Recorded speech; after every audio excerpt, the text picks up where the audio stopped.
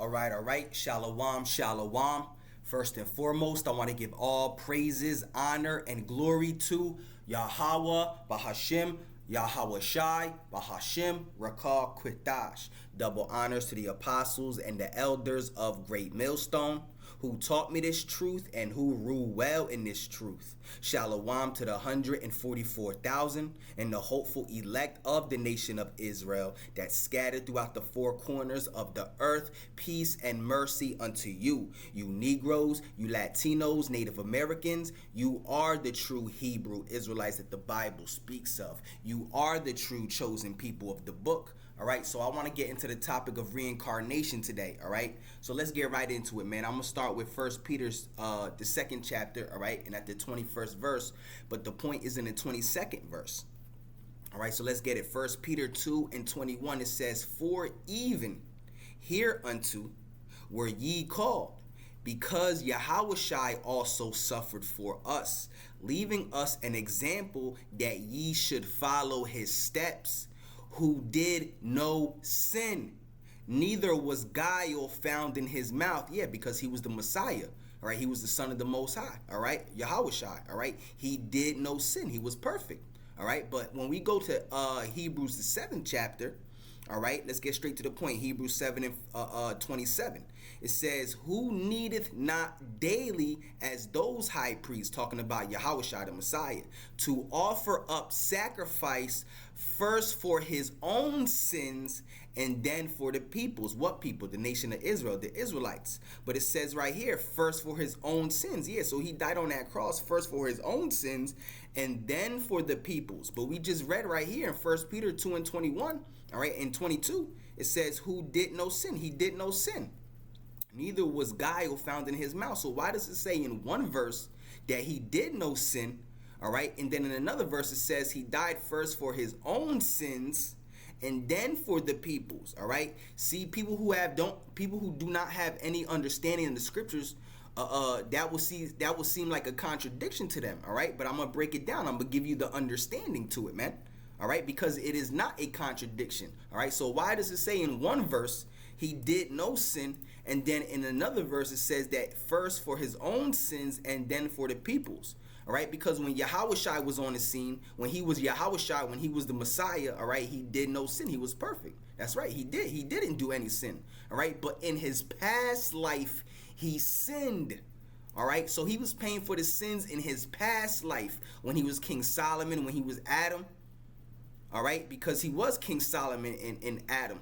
All right, he was Isaac too. All right, he was Melchizedek as well. All right, so let's prove that. Let's get Matthew. All right, 1:1. All right, it says the book of the generation of Yahushua Hamashiach. All right, now how does this man Yahushua the Messiah, all right, have a generation if he was born of a virgin? Because what is a generation? All right, a generation is the line of forefathers, your lineage in which you come from. All right, Yahushua had a biological father, which was Joseph. That was his biological father. Okay, he was not born of a virgin. All right, that virgin birth doctrine. All right, that what else is called the Immaculate Conception doctrine is nothing but a damnable heresy. It's nothing but a cunningly devised fable. That's a false doctrine. All right, that comes from Christianity, man. All right. Yahushua had a biological father, which was Joseph. He was a descendant of King David. That's why he was known as the son of David. And that's also all throughout the Bible. All right, it says the book of the generation of Yahushua Hamashiach, right? And then it gives his generation, all his forefathers. All right, but that's another lesson for another day. The point is in the second part of this verse, Matthew 1:1. All right, the book of the generation of Yahushua Hamashiach, the son of David, the son of Abraham. Wait a second, how is he the son of David and the son of Abraham? How does this man have two fathers? All right, three if you want to count Joseph. It says he's the son of Abraham, and it says the son of David and the son of Abraham, because in one past life, all right, he was the son of David, which was King Solomon. All right, and in one past life he was Isaac, all right, the son of Abraham, which was Isaac. That's why it says the son of David, the son of Abraham, and then it starts with Abraham, which is the first page the first father of the promise, all right, Abraham, from Abraham's bloodline, all right, all the way down to Joseph, it says right here. So all the generations from Abraham to David are 14 generations. And from David unto the carrying away into Babylon are 14 generations. And from the carrying away into Babylon unto Yahushai are 14 generations. All right. So 14 times 14, I think that's 42. Okay. All right. So it took 42 generations to go from Abraham all the way to Yahushai, man. All right. He comes from the bloodline, all right, from King David, all right. But again, that's I kind of went off.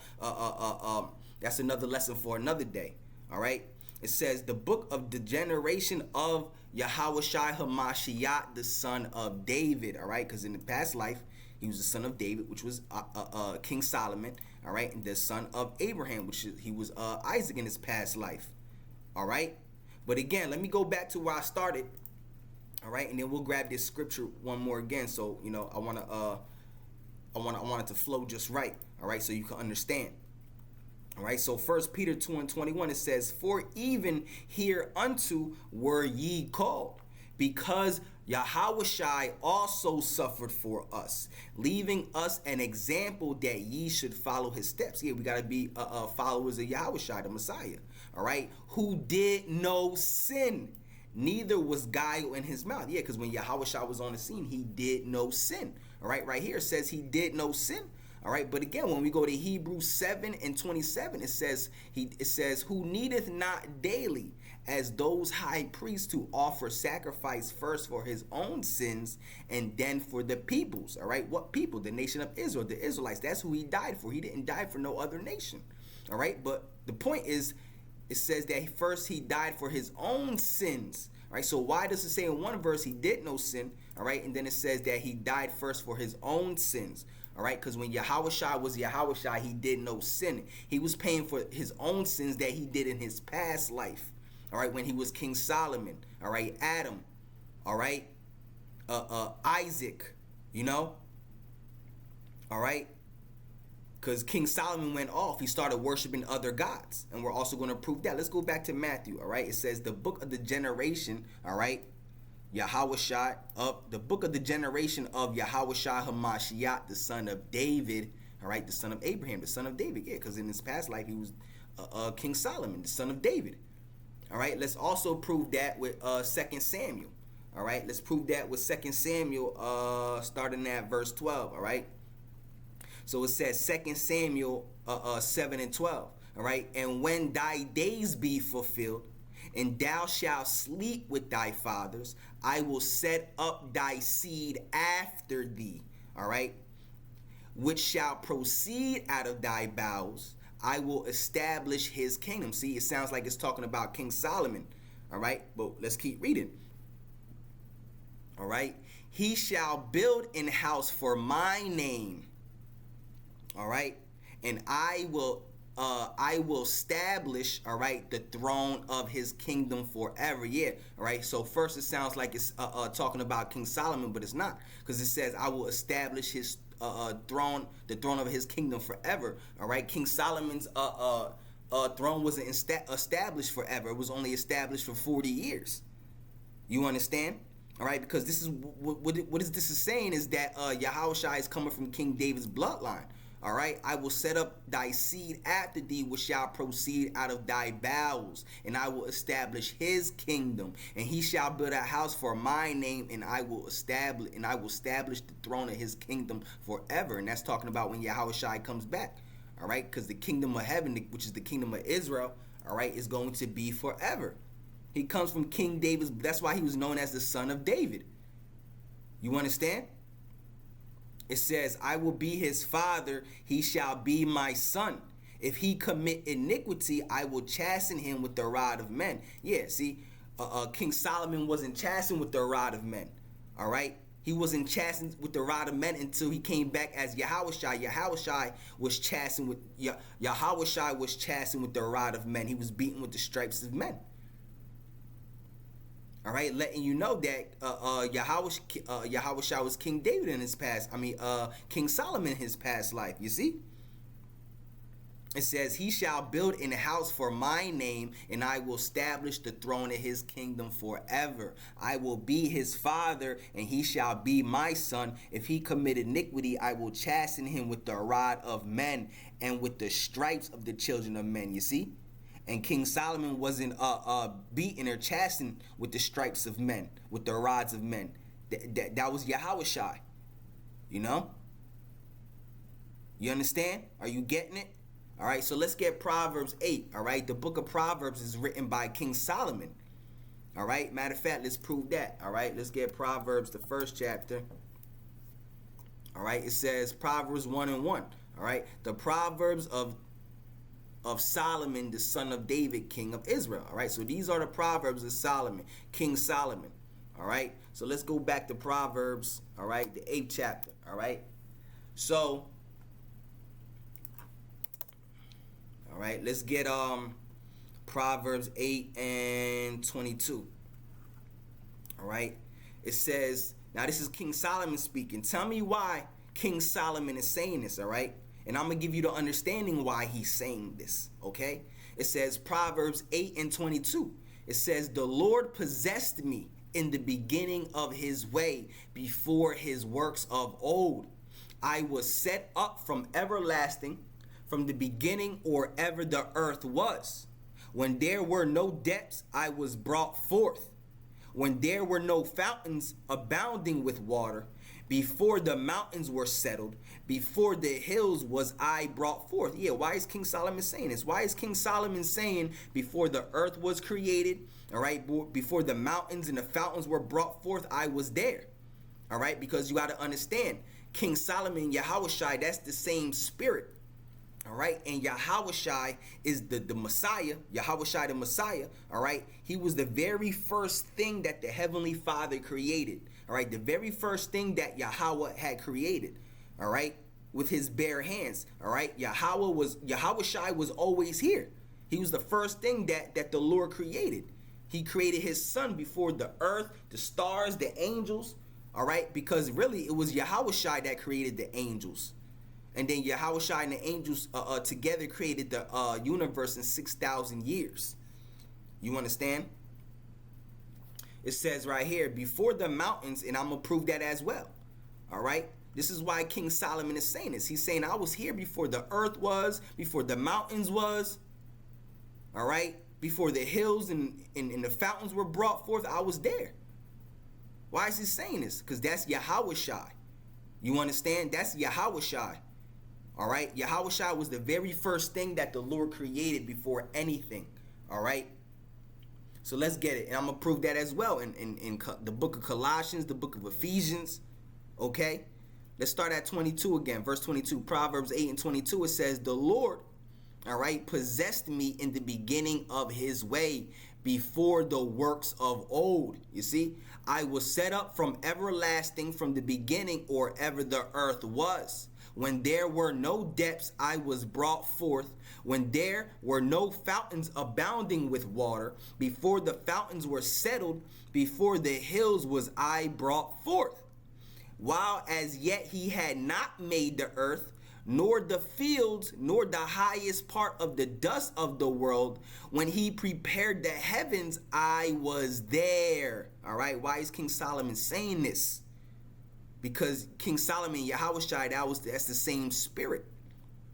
All right, Yahushua was the very first thing that the Lord created. In Yahushua's past life, he was King Solomon. All right, he was Isaac, he was Melchizedek, he was Adam.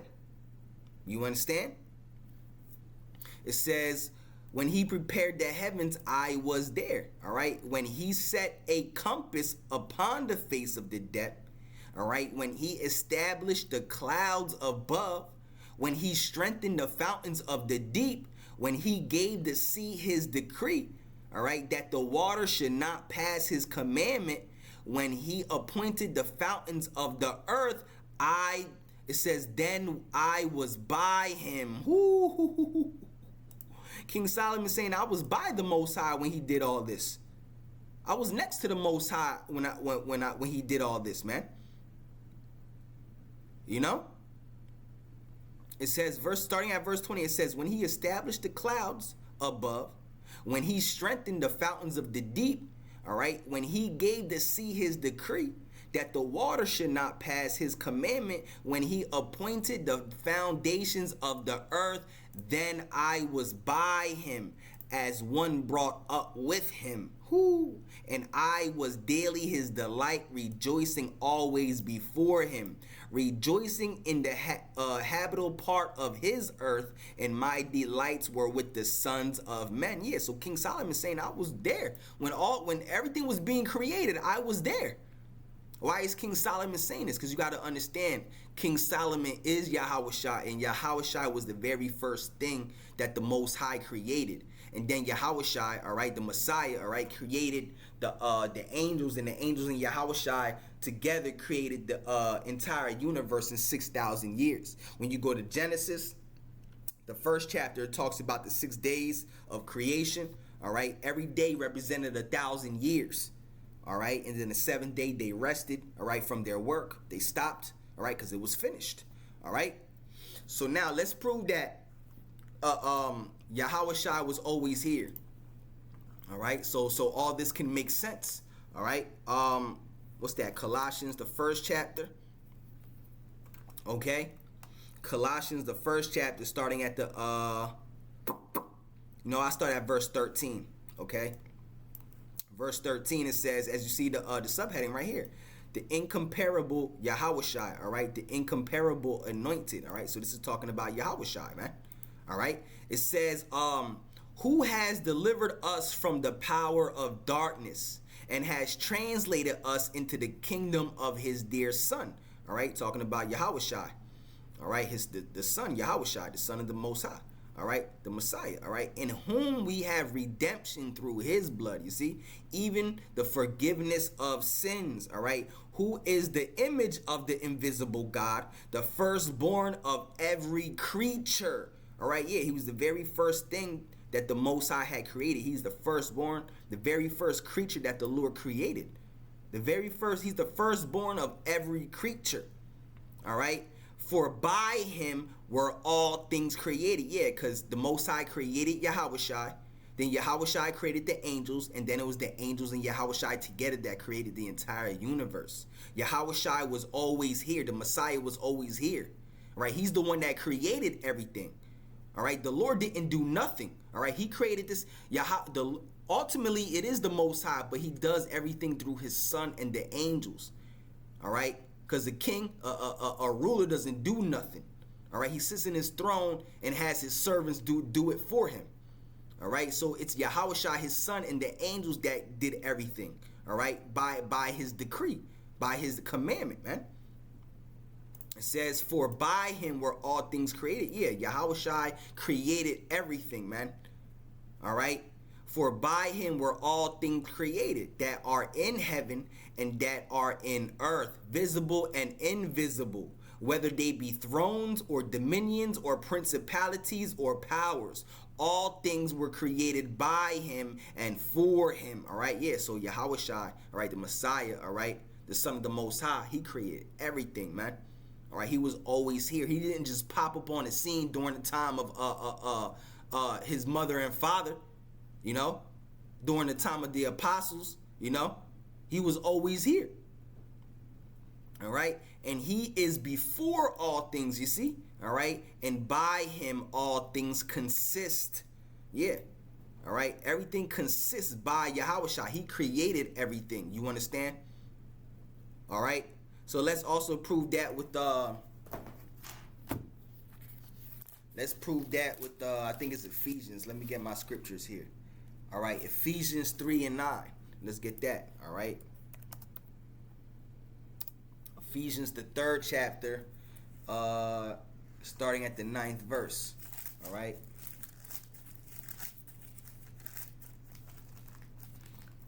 It says, Ephesians 3 and 9, it says, and to make all men see what is the fellowship of the mystery, which from the beginning of the world has been hid in the Most High, who created all things by Yahawashi HaMashiach. All right, you understand? All things were created, all right, by Yahushai, the earth, the planets, the stars, the suns, the animals, everything, literally everything was created by Yahushai, man, the Messiah. All right, he was always here, man. You understand? You got to understand that he was King Solomon in his past life. That's why King Solomon in the Proverbs 8 was saying, I was here before the earth was created and all that. Because King Solomon was the one that created the earth and all that, because he's Yahushai, man. You understand? All right? Does it make sense to you? All right? That's why when you go to 2 Samuel, all right, starting at the 12th verse again, all right, 2 Samuel 7 and 12, all right, it says, and when thy days be fulfilled, and thou shalt sleep with thy fathers, talking about King David dying and sleeping with his forefathers, I will set up a seed after thee. So the Lord told King David that he's going to set up a seed after him, somebody that's going to come out of his bowels, all right, out of his loins, all right, a descendant of King David, all right. It says, and when thy days be fulfilled, and thou shalt sleep with thy fathers, I will set up thy seed after thee, which shall proceed out of thy bowels, and I will establish his kingdom. It sounds like it's talking about King Solomon. All right, but it's not. It's really talking about Yahushai, because it says, he shall build an house for my name, and I will establish the throne of his kingdom forever. And really, technically, it is talking about, like I said, King Solomon, because Yahushua and King Solomon, that's the same spirit. You understand? It says, he shall build a house for my name, and I will establish the throne of his kingdom forever. Talking about Yahushua, right? Because Yahushua came out of King David's loins, his bowels. He comes from King David's bloodline. All right, that's why he's known as the son of David, because he is the son of David. He is a descendant of King David, Yahushai. That's why he was from the tribe of Judah, because King David was from the tribe of Judah. All right, the tribe you come from depends on your father, because you come from your father. You don't come from your mother. You understand? Your lineage comes from your father. All right. He shall build an house for my name, and I will establish the throne of his kingdom forever. All right. King Solomon's kingdom wasn't forever. It was only 40 years. Same thing with King David. It was only 40 years. So who is this talking about? All right.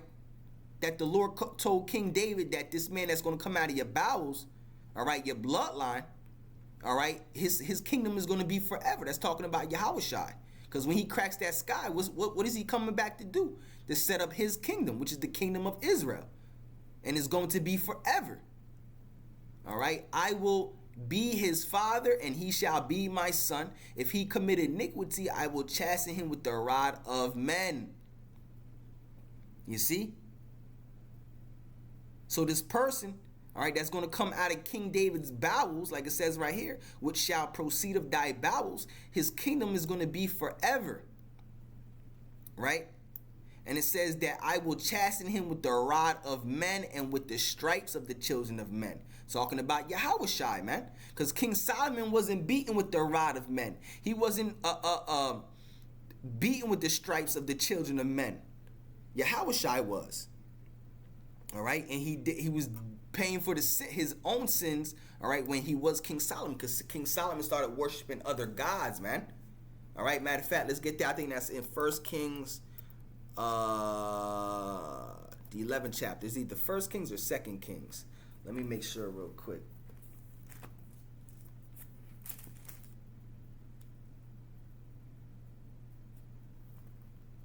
Yeah, all right. So this is 1 Kings 11, and I'll start at 4. All right, no, I'll start at 3. It says, 1 Kings 11 and 3, and he had 700 wives, princesses, all right, and 300 concubines, and his wives turned away his heart. Yeah, meaning, you know, his wives are the reason why, all right, he started following other gods. They turned his heart away from the Most High. All right? That these women, they turn you away from the Most High, man. You're not supposed to be following after these damn women, man. Because all these women are wicked as hell. Because like it says here, all right, he had 700 wives and 300 concubines. So he had 1,000 women. So if there's anybody that knew about women, all right, it was King Solomon. That's why he spoke about women a lot. He said, what I find more bitter than death is the woman. He said the woman is more bitter than death because her heart is of snares and nets, meaning she nothing but a trap, man. You know? They lead you away from the Most High and they're wicked. You know, I think was it King Solomon? He said, out of 1,000 men, I found one righteous, and out of 1,000 women, I found none that was righteous. Because women are wicked as hell. You're not going to find a righteous woman in the eyes of the Most High in these times, man. Especially in these times. All right? All these women are wicked as hell. They're done out here, bro. They are done. That's why what did Paul say? He said I would rather have it. Paul said I would rather have you be like me, because Paul didn't have a woman. All right. He said I would rather have you be like me, meaning don't have a woman. All right, because they turn your heart away from the Most High. They're nothing but a distraction, chasing women and trying to get with women and all that, bro. Straight, trust me, bro. I've been there, bro. I've done chased women and you know I see myself not returning to the Lord because of it, man. Straight up. You know? Again, that's why Paul said I would rather have you be like me, man. And likewise the women too, man. You know? Because Paul didn't have a woman, all right? He was constantly in this word, this truth. All right? He was constantly traveling to teach the Gentiles, which were the dispersed Israelites that were among the Gentile nations. All right? It says, but let me get to the point, all right? I kind of went off in another direction, but you know that's the spirit. It says 1 Kings 11:3. It says, and he had 700 wives, princesses, and 300 concubines. So he had 1,000 women. 1,000 women. All right. And his wives turned away his heart. For it came to pass when Solomon was old that his wives turned away his heart after other gods. So Yahushua, the Messiah, all right, he was put up on that cross for his own sins when he was King Solomon, and Adam too as well. All right, because he started worshiping other gods. All right, that his wives turned away his heart after other gods, and his heart was not perfect with the Lord his God, as was the heart of David his father. All right, for Solomon went after Ashtoreth, the goddess of the Zidonians, and after Milcom, the abomination of the Ammonites. And Solomon did evil in the sight of the Lord, and went not fully after the Lord as did David his father. You see? So he started worshiping other gods. So he had to pay for that in his next life when he was Yahushua. All right? Then did Solomon build an house. Then did Solomon build an high place for Chemosh, the abomination of Moab. Yeah, he built like an altar for other gods. All right, the abomination of Moab. All right, which today will be the Chinese. All right, in the hill that is before Jerusalem. All right, and for Molech, the abomination of the children of Ammon. You see. All right, so you know. Let me see what I got right here. All right, yeah, that was the lesson, man. You know, Lord willing, all right, Yahweh Ratazah, all right, this lesson was edifying, okay? All right, so with that being said, I want to say Barakatah Yahweh, Barakatah Yahweh Shai, Barakatah Yahweh, Barakatah Yahweh Shai. Call Halalyam Yahweh, Bahashim, Yahweh Shai, Bahashim, Rakah Kritash. Double honors to the apostles and the elders of Great Millstone who taught me this truth and who rule well in this truth. Shalom to the 144,000. And the hopeful elect of the nation of Israel that scattered throughout the four corners of the earth, peace and mercy unto you. You Negroes, you Latinos, you Native Americans, you are the true Hebrew Israelites that the Bible speaks of. You are the true chosen people of the book. All right, so with that being said, until the next one, shalom, shalom. Oh yeah, and you know, if you I've done many other videos on this too as well, and of King Solomon, of Yahushua being King Solomon in his past life. You know, if you go on my channel, you know, I'm going way deeper, you know. And if you go on my channel, if you're on a computer, on like a laptop or a desktop, you go to the search bar on my channel, you just type in like King Solomon, and all those videos will pop up. You can watch all those lessons and get the understanding with all those videos. Because a lot of those videos I kind of went into it deep. More in depth. So with that being said, shalom, shalom.